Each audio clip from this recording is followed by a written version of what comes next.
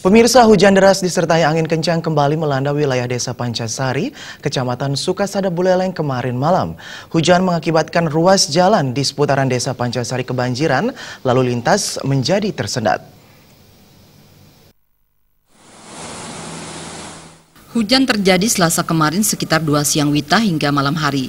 Akibatnya muncul genangan air dari depan Balihandara hingga di pasar Desa Pancasari. Hal tersebut juga memicu kemacetan parah dari 2 arah. Tak sedikit kendaraan terjebak banjir dan akhirnya mogok. Hingga Rabu pagi, ruas jalan Bedugul Singaraja masih dipadati material berupa lumpur dan pasir serta bebatuan. Salah seorang warga Gede Parto mengatakan banjir ini sudah menjadi pemandangan klasik saat musim hujan. Warga yang bermukim di kawasan hilir sangat dirugikan. Pasalnya, aliran air yang cukup deras kerap merendam rumah warga. Warga berharap pemerintah diminta segera mencari solusi jangka panjang mengatasi permasalahan ini.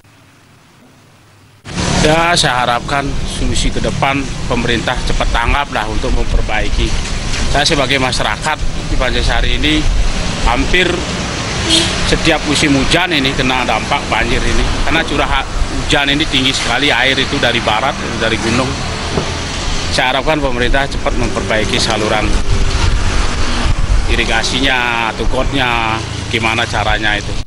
Kasatker Pelaksana Jalan Nasional Metropolitan Denpasar, Nusaktia Seweda mengakui banjir ini sudah terjadi berulang-ulang saat musim hujan.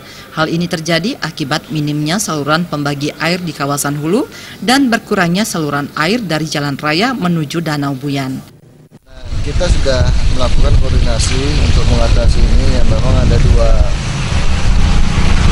langkah. Yang pertama kita lakukan adalah ya inilah yang sekarang Bapak lihat ini, bahwa kita melakukan penanganan yang sifatnya temporary lah ya, pembersihan yang setiap hari kita lakukan.